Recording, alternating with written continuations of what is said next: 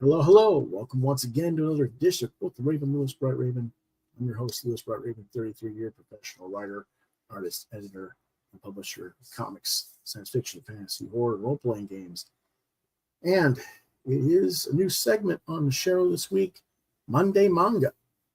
Some people have been asking me why I don't cover more manga on the show, and it's not that I don't like manga, I just don't always review all that kind of stuff because there's a lot of manga that they want me to review that there's just too many titles for me to get into. But we're going to try a new weekly segment where I do one manga title or issue per week on Mondays. Normally it would be running a little bit earlier. It ran a little late today because I had some issues with trying to get some medicine for my kitty cat, but hasn't been resolved yet, unfortunately. My sometimes co-host Chris Hall is here in the chat. Hello, good sir. Hello to you. And I don't know if you guys can hear the little munchkin running around, but he's being his usual crazy self. Yeah, we hear you. But let's go ahead and talk about our book this week, Poetry of Ran, also known as KEGARE no Uta, volumes 1 and 2, $12.99 each. Publisher is Titan Manga. Creator is Yusuke Osawa, with a translation to English by Motoko Tamamuro and Jonathan Clements. Lettering by Cale Ward, Jessica Burton, and Tom Williams. Genre is supernatural heroic fiction / comedy. The first volume was released in January 2024, and the second volume was released in April 2024, rated for ages 16 and up. What it's about. In this supernatural fantasy realm, there are monsters who devour people and all their evil. And the only way to banish them from the human world is to absorb those impurities. Thus, there are dark warriors whose training and will to defend against the demonic hordes are shunned by society and feared by those they protect. Teru, a young bard struggling to make a name for herself, encounters one such monster hunter, a young man named Ran, and decides to travel with him to gain inspiration from his exploits. At first, he is annoyed by the young woman, but her friendship becomes a meaningful bond that gives the young hunter strength in the battles to come, as he absorbs the evil he destroys into himself to prevent it from leaking back out into the world. Could it become romance, or is it impossible? Or is someone else, a young female warrior of the city guard, destined to court Ran, much to Teru's chagrin? Regardless of the outcome, Teru will tell a tale of her brave dark warrior so that we all will all know of him and his heroism. What did I think of this? Well, when I first started reading it, I thought it was going to be crass and hokey, because as Teru was introduced, she is teased because of her large chest that supposedly prevents her from playing her lute, her guitar, whatever, as they get in the way, and she's being teased by some teenage boys, and she gets all flustered by it. So that was almost a put off at the very start of the story, like the first 5-10 pages of the story. Luckily, once the story got going, all that nonsense was quickly forgotten about. Yes, Teru has her lack of self-confidence when she's around Mina, the tall, athletic warrior who can fight alongside Ran against the demons, and thus those two share an affinity for one another, and Teru is jealous, but it's more of a jealousy that she can't be a physical combatant as much, rather than a sexual tension element. Now, whether there's more of a sexual element in the original Japanese version, I don't know, but they didn't play it up in the translation, and I'm grateful for that because it wasn't necessary. Sorry, my kitty is here. He's right here. He decided to get in my lap. Plot of the story, where Ron is trying to protect the village that Mina and her father's soldiers are fighting a demon that feed on human souls, is fairly straightforward and reasonably well paced throughout the story and thought out well.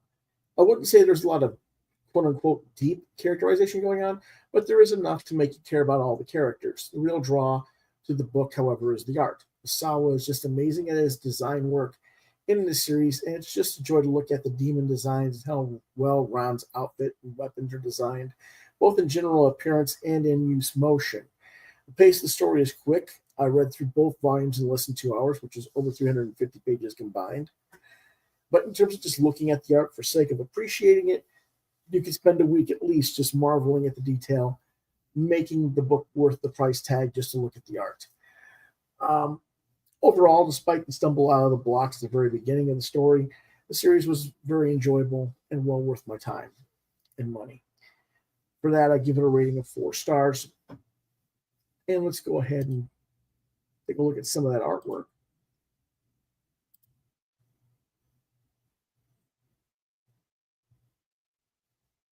And as you can see, there's quite a bit of detail in here. I don't know if I could even really, this doesn't necessarily justify how nice it is. Let me see if I can enlarge it any. Nope. It's not going to let me enlarge it. Oh, there it is. You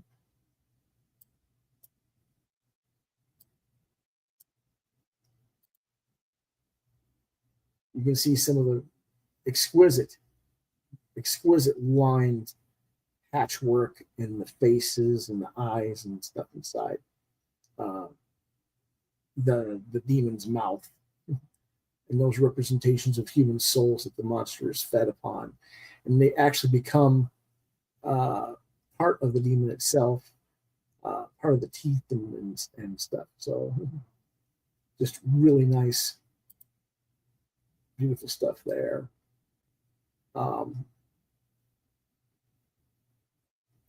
Let's see if I can get this to go over here. Yeah. Even though you've got a lot of dark shadow over here, he's done a really good job of creating depth perception from the lead figure of Ron, the character he's protecting, to the extreme close-up of the teeth of the demon as it's coming down upon them. He's got a really good job of doing that. So a lot of really good work on these pages here. This is what I like about some of the design. This is a sword. It's made out of the monsters that he's killed. It's like the handles are like the figured bones and a claw of one of the monsters he killed. And it folds up like an accordion on his back later on. Whoops.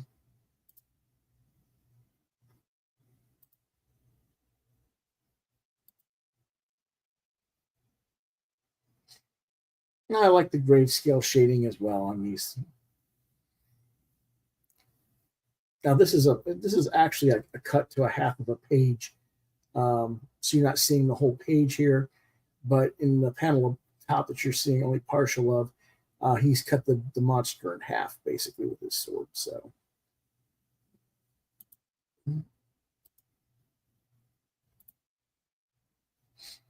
here you can see him going to one of the castles where they're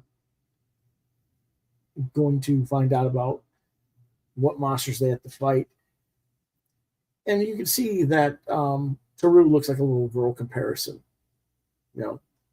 She's like a late teenager.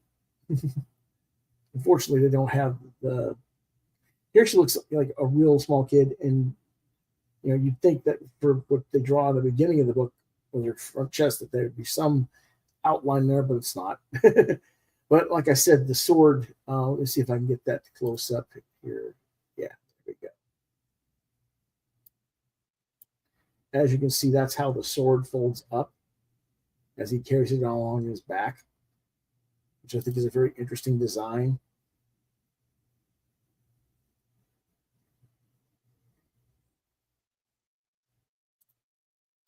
I like a lot of the exquisite detail for the castle as well. He does a really good job of doing duo shade, or maybe not duo shade. I guess these days everything's done in clip studios and computers, but in the old days, this would all be all these different shades of gray that you see in here and on the trees and in the sky would be layered in with actual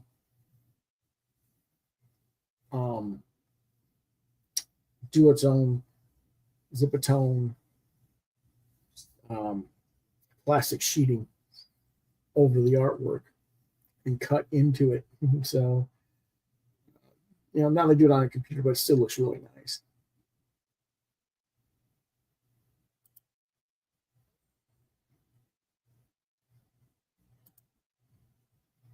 This is Mina, the tall, athletic one.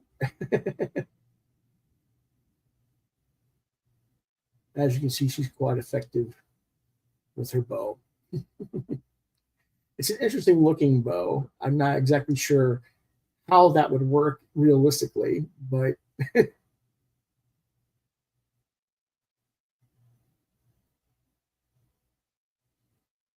I apologize for some of the text not being in the artwork. The samples that they were giving, they took the language out, probably because it was this is probably the Japanese version and not the English.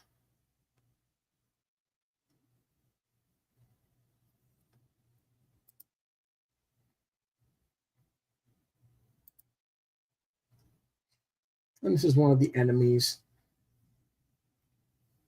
against Ron, who has his own, who's using Ron's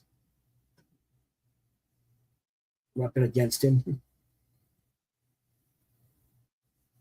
because he has that kind of level of power.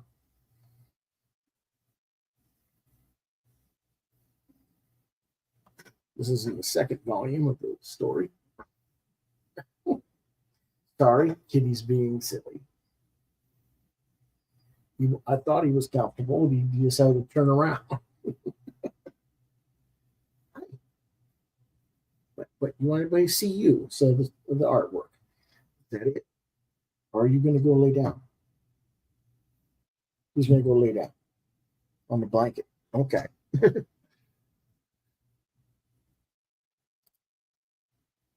Here's some more, the full page with some of the demon riders.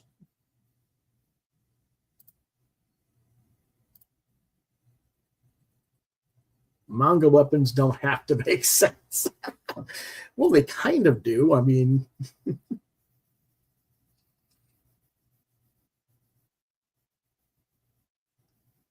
usually they do, but this these demon riders, of course, you can tell he's kind of playing in a little bit of a nod to Mobius and Azrock, but it looks cool.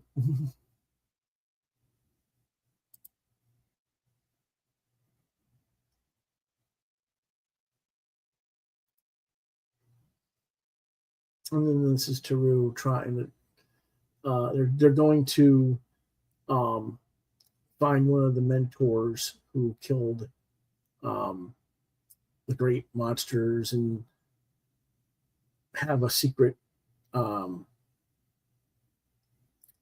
weapon that's beyond what Ron knows, and he has to go out and search this out in the snow-covered mountains.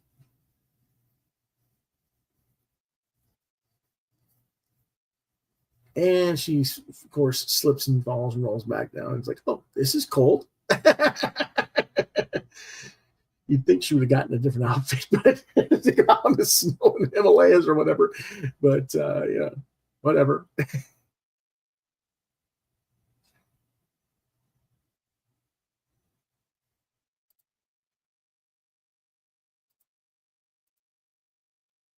And this is the inside of the this creature that you just saw the skeleton of, where they meet the mentor warrior. And as you can see, they've got these floating jellyfish and other stuff living inside the whole beast. And the mentor's trying to teach them about different elements of what the monsters are beyond their physical structure. And as you can see, some of the Japanese language is still there on some of these panels. So this is definitely the before the translation, these samples. But again, you can see that just the wonderful examples of different levels of duo shading technique mixed with good blacks, good level of depth perception in his art. Mm-hmm.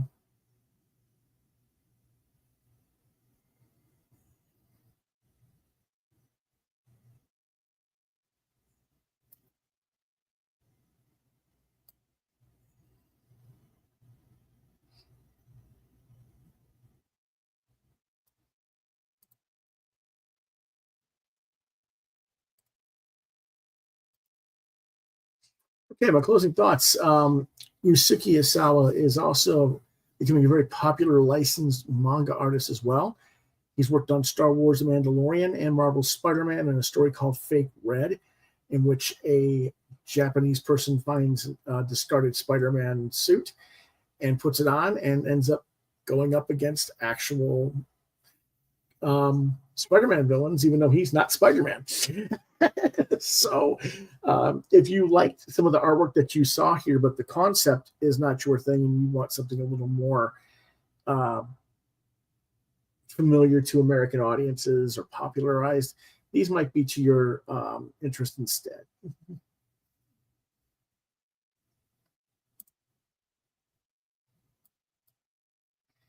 And I think that's all we're going to do for today. But next week, I will be reviewing Taka. It's an original graphic novel by Ryan Jampol from IDW. But in future episodes, editions of this series, I'm going to do several series of multiple volumes of 5 or plus books. I'd like you guys to let me know either in the comments or, post afterwards after the video is over in the comment section below. Do you want me to review one book at a time or just as a complete series, as an overall overview? Let me know either in the comment sections of this video or email me at quotheravenlbr72@gmail.com and let me know. That's all we got for this week. We're trying to keep them pretty short here on the Monday Manga. And so I appreciate you all for watching. We will not be on tomorrow for crowdfunding. The person who was supposed to be my guest this week just emailed me about 10 minutes ago and had to unfortunately postpone. So we'll be back next week on Tuesday for that. Thursday, we will have our roundtable discussion. Chris, John, and I will be back to discuss quite a few comics. This Friday will be TV night, movie night as well, and we'll be talking about one another's top 5 B horror movies. So quite a few stuff going on this week. But that's all for now, folks.